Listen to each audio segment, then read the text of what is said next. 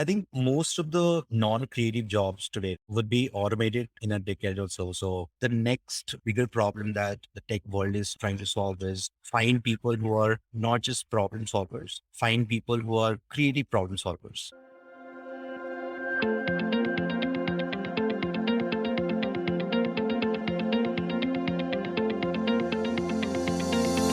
Hi, I'm Renata Bernarde, and this is the Job Hunting Podcast, where I interview experts and professionals and discuss issues that are important for job hunters and those who are working to advance their careers. So make sure that you subscribe and follow, and let's dive right in.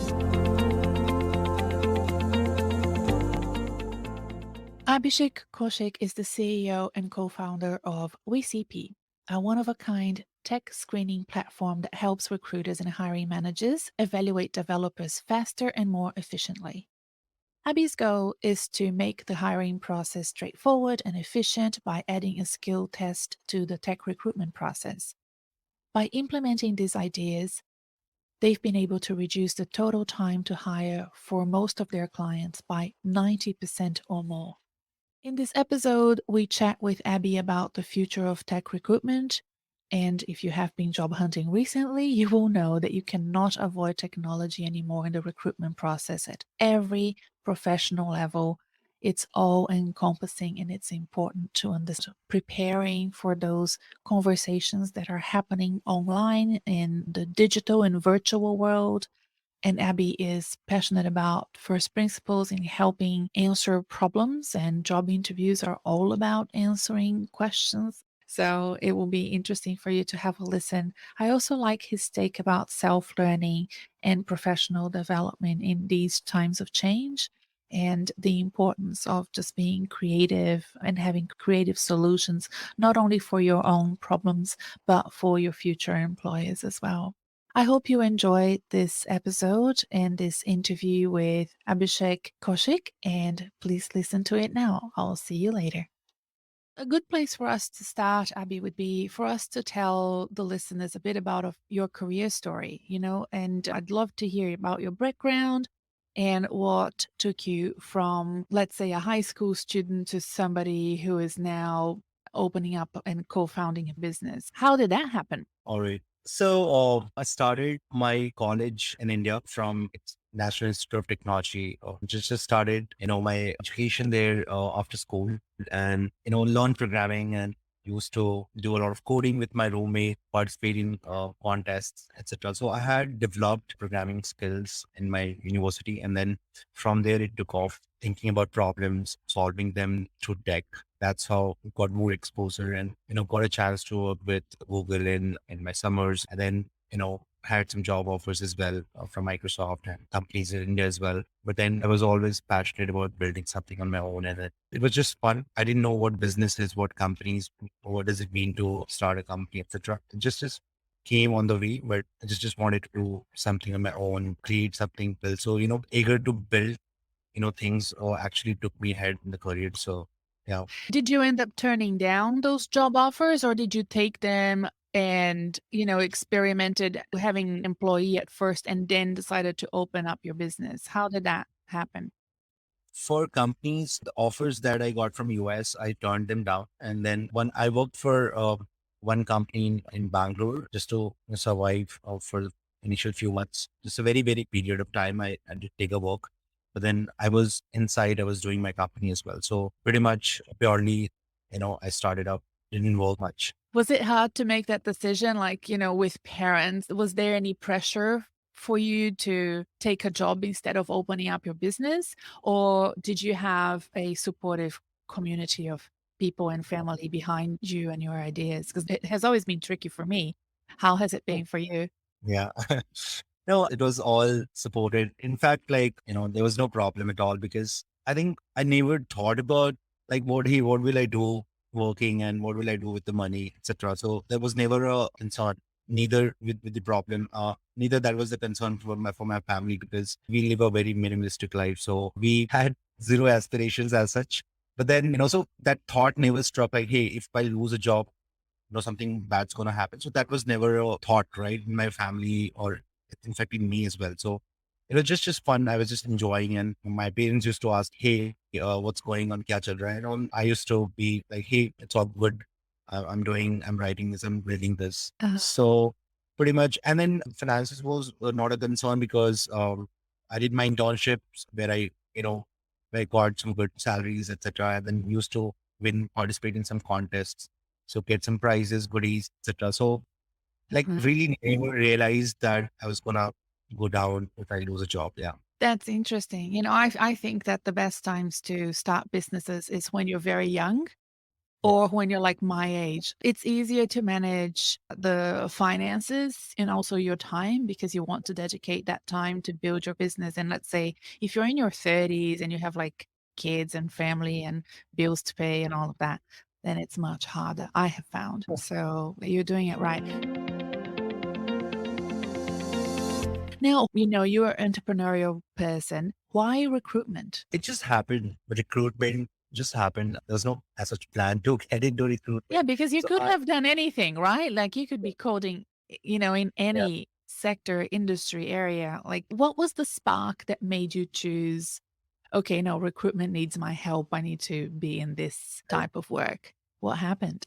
So, like I said, it just happened. And then, before building a recruitment tech, actually, I built a couple of products in developer tools, built few things around, automating the jobs for developers, etc. So definitely there was a alignment towards solving problems for developers. But because I was a developer and most daily problems and common problems that I would have is related to programming and solving the repeated problems and that happens to developers, etc. So before recruitment I was mostly into developer tech, but then I continued with recruitment because I had customers who were ready to pay, who expressed their problems very clearly to me, and then we decided that, hey, look, let's not get into shiny objects, building something which might take some time to get a product market fit. If we have this PMF done for initial customers and then they're like global customers. So let's just solve the problem for them.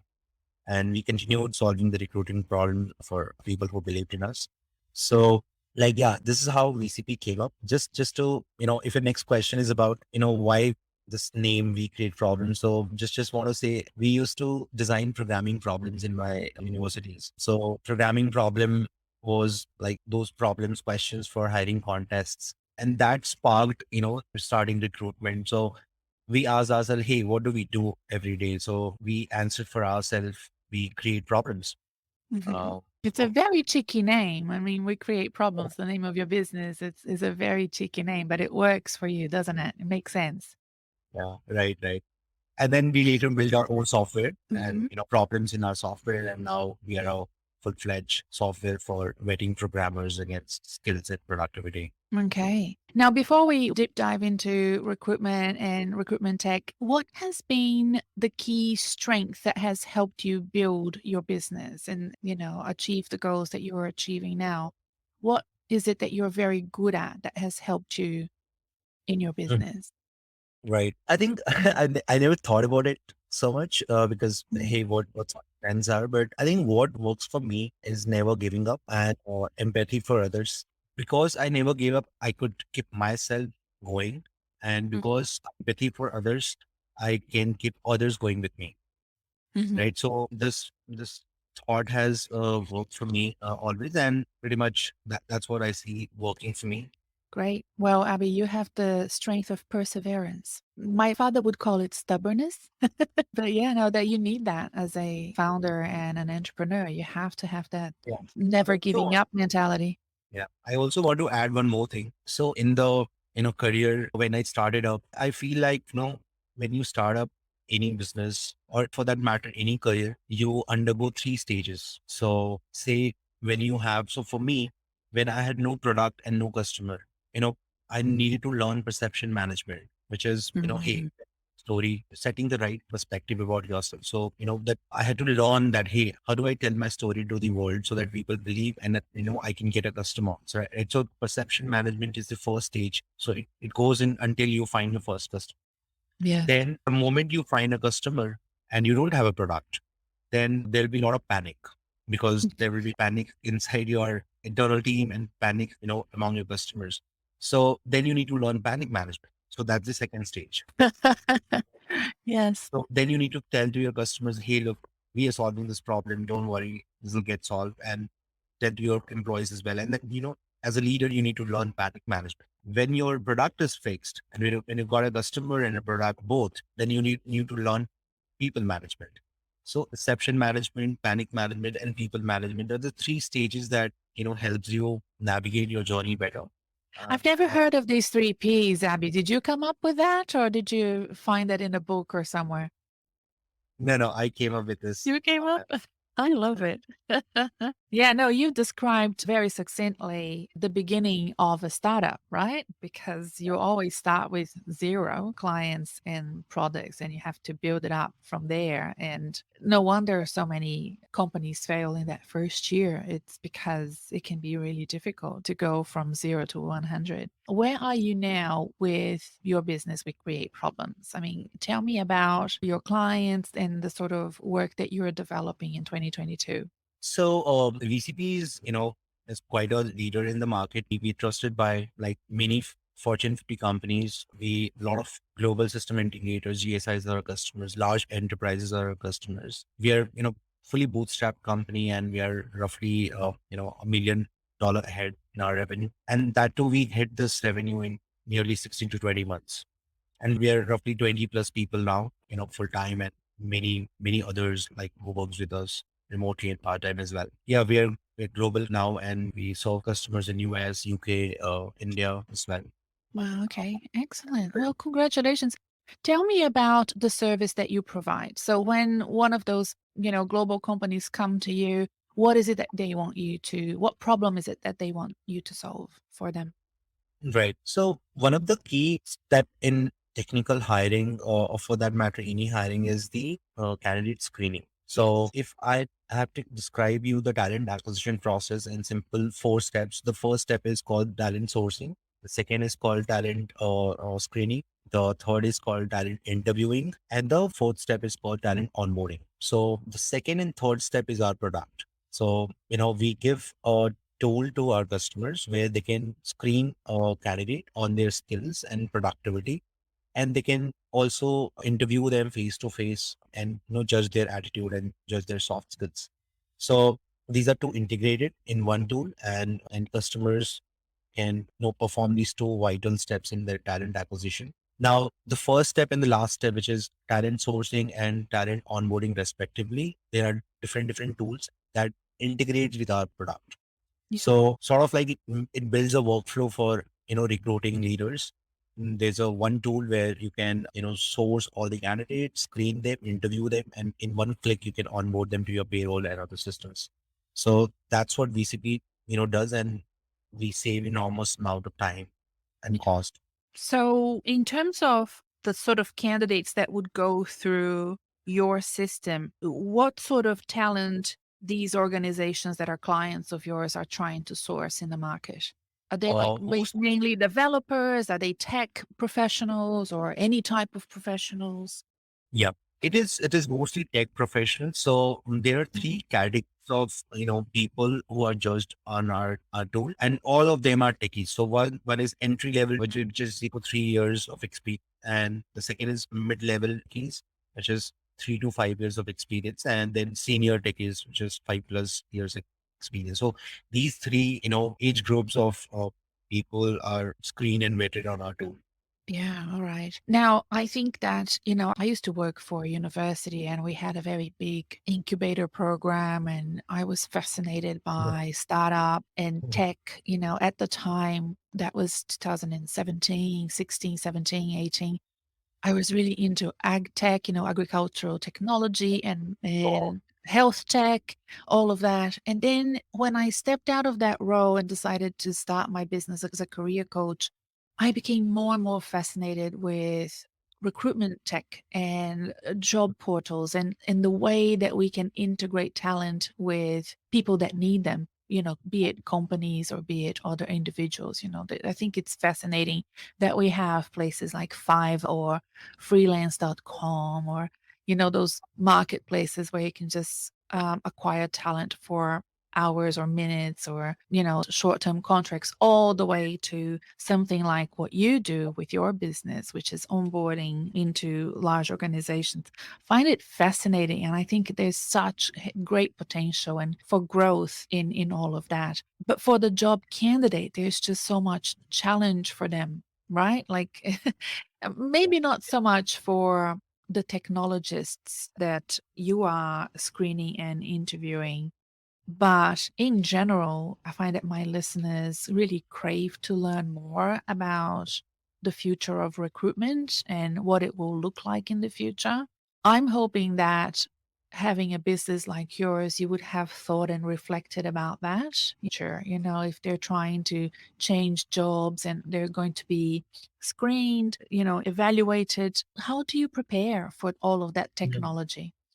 Is this great question? So I think most of the non-creative jobs today, right, would be automated in a decade or so. So, the next bigger problem that the tech world is trying to solve is, find people who are not just problem solvers, find people who are creative problem solvers, right? So you kind of like the entire tech world is looking for people who can do creative problem solving. Creative problem solving, is simply solving problem creatively, which is otherwise not possible to do it conventionally. So I see that, most of the job hunters would see this, that the employers, especially in the tech world, the employers would not just, look for problem solvers, they would look for creative problem solvers because, conventional thinking has a definite, and then that's why creativity or just enormous potential comes into the picture. Now, Mhm. I feel, I feel creative thinking can be self-taught. Like people say, hey, creativity is a natural skill. How can this come in, people, knowledge workers, etc. But I feel creativity can be self-taught. At least creative thinking, not creativity. What I mean is creative thinking can be self-taught, if not implementation, Yeah, right? okay. You cannot be great at implementing the creative, outcomes that came off from your brain, but you can definitely do creativity, and that can be self-taught. And I think the best tool to, develop creative thinking is to think through first principles. I think that's something that always works. And yeah, I think if you see today, job functions like marketing or sales, right? The conventional methods have failed miserably, right? Mhm. The only ways that works in sales and marketing are creative ways. You'll see companies trying different creative, ways of marketing and doing sales because the conventional method have failed. And behind the scene, engineers are helping them a lot do that, right? Yeah. So if you see that tools are coming up, which engineers are writing, so engineers are also participating in creative thinking along with marketers and sales. So I think the other job functions as well, like engineering, customer success, and similar other job functions would demand a lot of creativity. Like even if you're programming, building a website, you need to do creative thinking now. You can't just Yeah. wait and build a landing page. You need to do a lot of creative thinking to be able to build such systems. And yeah, I really like what you've just said. I like this idea of being self-taught because especially if you're job hunting and if you're looking for work on a tight budget, that there's this old-fashioned view that you need to go back to uni, do another master's degree, when in fact there's just so much that you could do that is self-learning and personal development. And the creative thinking is an important part of that. You mentioned first principles, been listening to a podcast on different ways of thinking and how to use that to make better decision making. I'm finding it very hard to listen to that episode. I've told my son, I've had to listen it a couple of times. We were joking about that. But I think this idea of thinking in first principles really interesting. We haven't discussed that in this podcast before. Do you mind spending a little time explaining that a little further? yeah, sure. I think first principles are, in simple words, first principles are undeniable truths, right? Mhm. you know, like if you look at divide and conquer strategy of, thinking and solving problem, see, you need a basic assumption, to be able to answer anything, right? So I always think you can answer only by two ways. Either you know the answer or you assume the answer. And, knowing the answer is not possible because there are million questions. You can't just go and learn answers to all the questions. So what you need to do is like get better at assuming the answer, right? The more you do first principle thinking, the better you get at assumption, and the better you get at predictions, and the better you get at, decisioning and solving problems. So in nutshell, first principles is thinking is about knowing the undeniable truths. And that comes mostly by, introspecting yourself, learning from life experiences, talking to people who have a lot of experience, reading books, as well. Excellent advice, especially because, as you walk into a job interview or log into a job interview these days, it's all Yeah. online. People sometimes are feeling quite anxious and nervous, flooding their bodies with stress hormones, and then they underperform because they're trying to practice, the day before, and it's all very last minute. Whereas if you're working from first principles, Yeah. and working from assumptions that you have a problem at hand, they will be providing you the question is a problem, and the answer is in your work experience, your skills, your traits, and the way that you produce your work, and you can just recall that much easier, right? Like, rather than just trying to remember things you've practiced for. But that's my view as a coach as well, is always to make sure that people remember that they're good at what they do. And it's just a matter of bringing that up when you're asked. For those who want to learn more about first principles and all of that, I'll put a book and the podcast I was mentioning before in the episode show notes. So the podcast is from the Mhm. Jolly Swagman podcast, and that will be listed below. It's the most recent episode. And then the book is one of my favorite books called Shop Class as a Soul Craft by Matthew Crawford.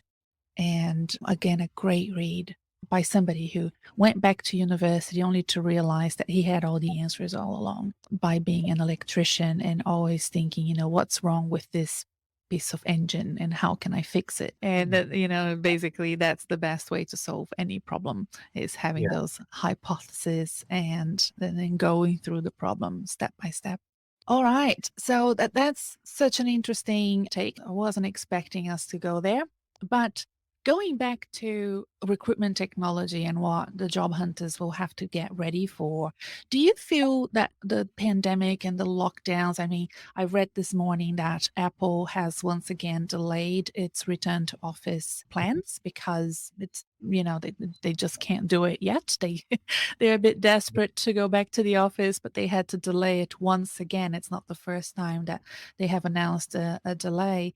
Do you think that with the pandemic, it has accelerated the investment in technology and maybe the haphazard adoption of things? So I'll give you an example, Abby. I have clients that have been interviewed by chatbots, interviewed by bots on the phone, that call the person, the robot calls the person and asks the person to answer an interview question in 3 minutes. And then at every minute, the robot will say, "You have 2 minutes left." And that is so disconcerting and so hard for the candidate to, feel comfortable doing it. We haven't really normalized it yet. Yeah. How do you see that normalizing in the future?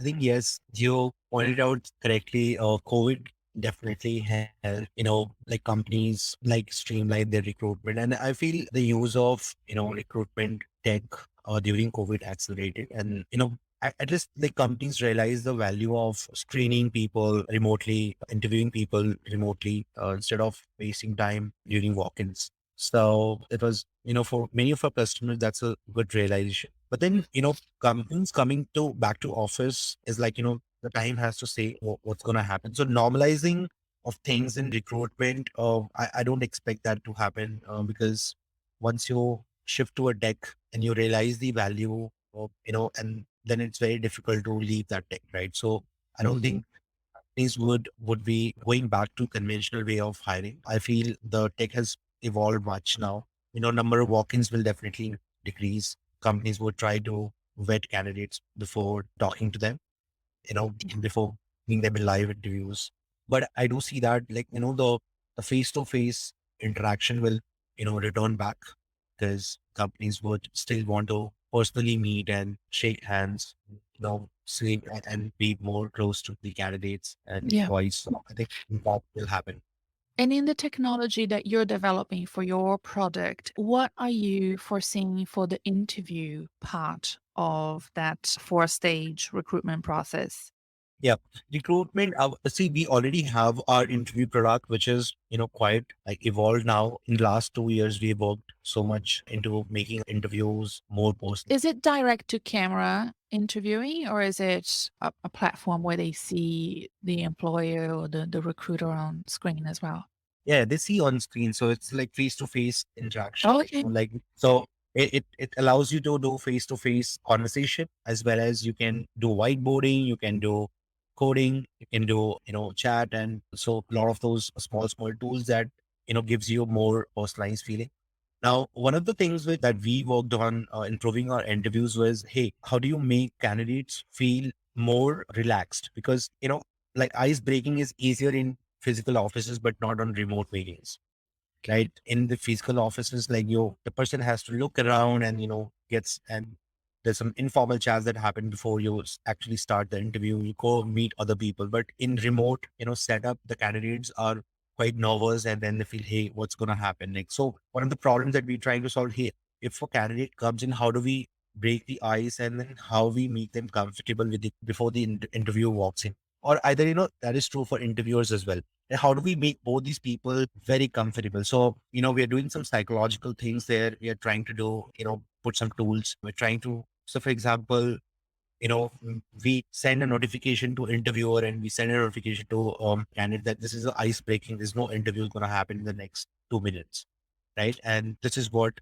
he likes. This is what you like, etc. So we're trying to experiment around, make face to face interviews more physical friendly. So let's see what happens. But that's one of the problems that we're trying to solve. That's very interesting and very nice of you. Thank you for doing that. What are your best tips for professionals that are willing to become better leaders and better, colleagues in 2022 in terms of using and adopting technology and making people feel comfortable in sort of online interviews and online meetings? How do you think people can help others feel comfortable in those difficult situations? There are two parts to the question. The first is how do you, get better in your career, and become a better professional or better leader. And the second is how to get comfortable during interviews.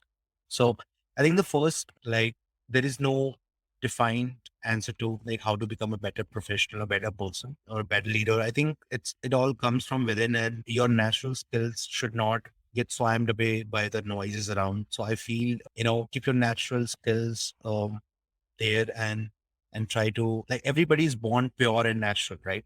It's a noise that around us around the world that changes people a lot. So I think build on top of your natural skills and try to do introspections every time, not do the copycat thing in the world because there's too much of noise around to becoming best a leader or to be best professionals. You just need to start doing good today. That's all.